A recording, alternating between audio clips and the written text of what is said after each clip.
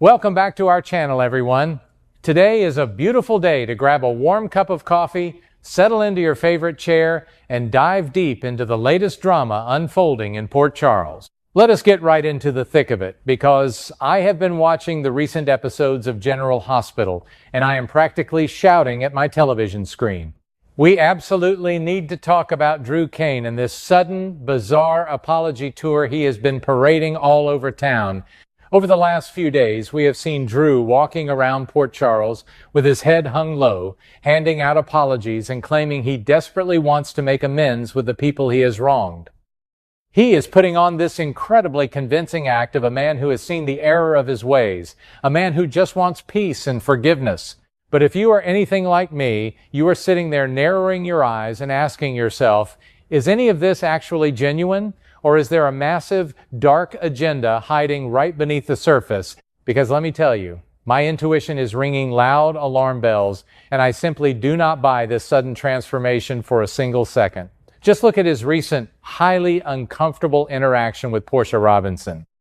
During that incredibly tense episode on August 21st, Drew actually had the nerve to interrupt Portia's private meeting with Ava Jerome to offer one of his so-called heartfelt apologies. Watching that scene unfold, my heart was just pounding. Portia is a remarkably smart, intuitive woman, and you could see the absolute conflict swirling in her eyes. She did not know whether she could trust a single word falling from his lips. And honestly, who could possibly blame her? Ultimately, they reached a rather cold, mutual agreement to simply stay out of each other's way. And the kicker? Drew agreed to it almost too easily. If a man is truly seeking redemption, he fights for forgiveness. He tries to prove his worth through actions, but Drew just nodded and accepted the distance.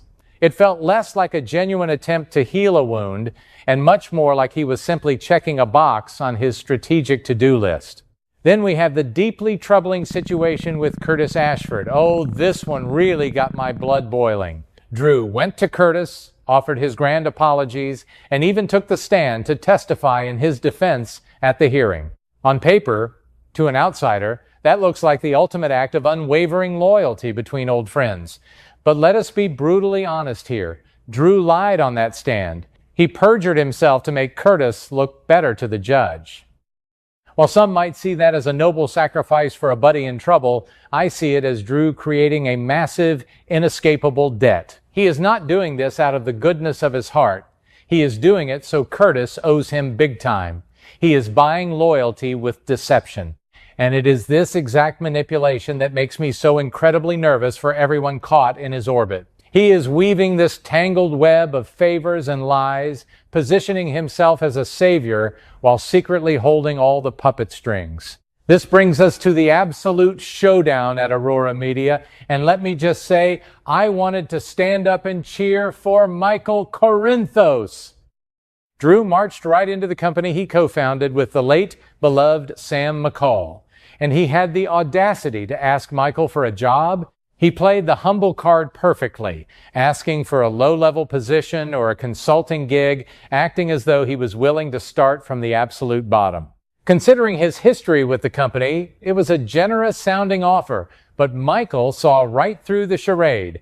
Michael looked his uncle directly in the eye and flat-out rejected him. He told Drew exactly how it is. He does not trust him. And you know what? Drew did not even fight it. He played the victim to perfection, nodding sadly and saying he did not blame Michael for his harsh feelings. It was a masterclass in emotional manipulation, trying to make Michael look unreasonable, while Drew played the tragic outcast. But just when I thought Michael had successfully shut the heavy door on Drew, in walks Jordan Ashford to flip the entire situation completely on its head. Jordan actually overruled Michael's decision and agreed to bring Drew on board at Aurora. When I first saw that happen, I literally gasped out loud. Why on earth would Jordan, a woman with such sharp police instincts, let a fox into the henhouse? But then, after Drew left the room, she revealed her true, brilliant hand to Michael. She confessed that she does not trust Drew one single bit. Her overarching strategy: keep your friends close and your enemies even closer. It is a brilliant, albeit incredibly dangerous move. Perhaps she is even giving him a position where Curtis had previously outmaneuvered him just to keep him on a tight leash. I am terrified for Jordan, though, because playing a high-stakes game of chess with a man as reckless and desperate as Drew is a very dangerous gamble. Now, let us talk about the most glaring, flashing red light in this entire apology tour. If Drew is truly a changed man, if he has genuinely seen the error of his ways and wants to heal the community, then why is he only apologizing to people who can offer him strategic advantages? There are people in Port Charles who desperately deserve his deepest, most sincere apologies. People whose hearts he has trampled on, and yet he offers them nothing but silence and cruelty. I am talking about his own flesh and blood. I am talking about his precious daughter, Scout Kane, and her extended family on her mother's side. Where is the apology for Danny Morgan? Where is the remorse for Alexis Davis?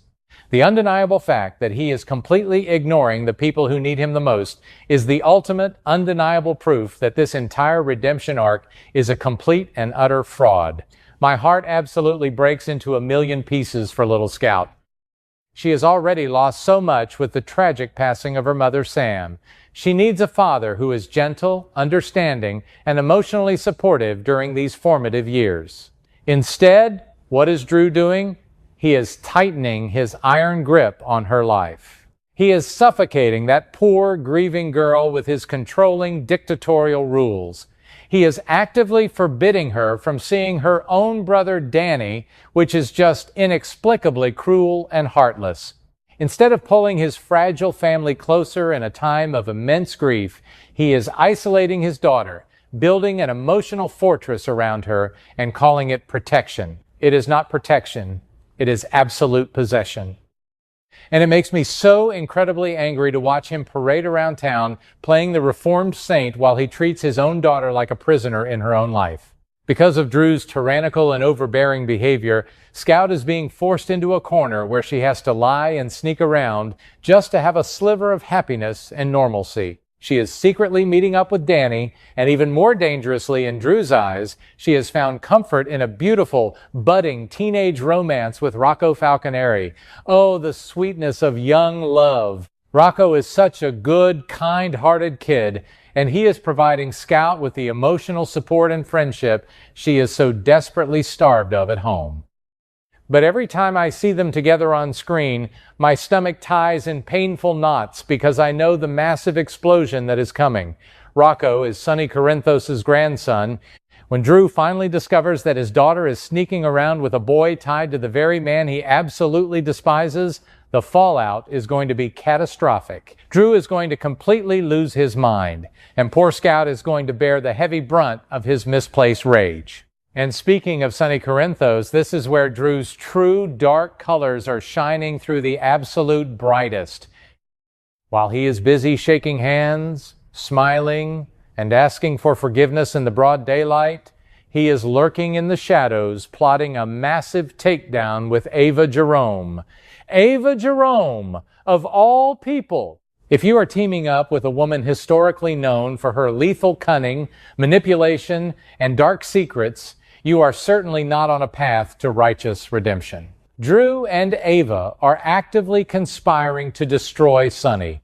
This unholy alliance completely shatters any lingering illusion of Drew's peaceful intention. You simply cannot claim to be a man of peace and healing while actively orchestrating a brutal war against the most powerful mob boss in Port Charles.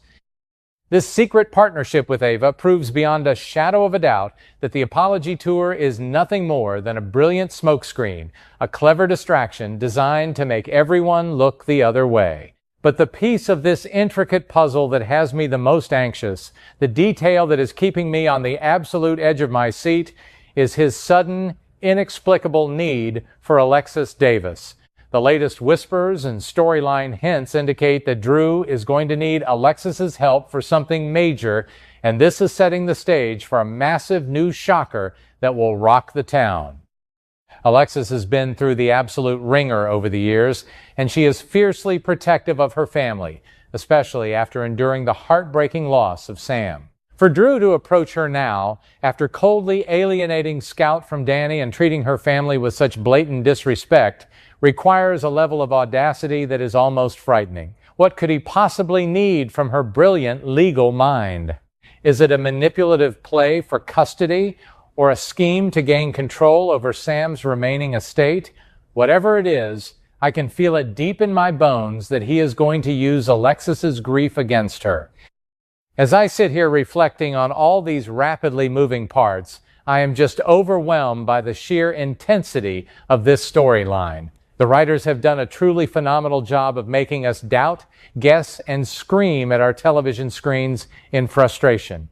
Drew Cain is morphed into a master manipulator, wearing the convincing mask of a broken man seeking redemption while secretly moving his chess pieces into position for a devastating strike. From his calculated encounter with Portia to his deceptive loyalty to Curtis, from his manipulation of Michael to his dangerous dance with Jordan, he is playing them all like a fiddle. But he cannot possibly hide his true, vindictive nature forever. The cruel way he is treating his daughter Scout, his dark alliance with Ava, and his impending clash with Alexis are all ticking time bombs waiting to detonate. I am watching every single episode with bated breath, anxiously waiting for the inevitable moment when his fragile house of cards comes crashing down around him. When the truth finally comes out, the vengeance unleashed is going to be absolutely spectacular.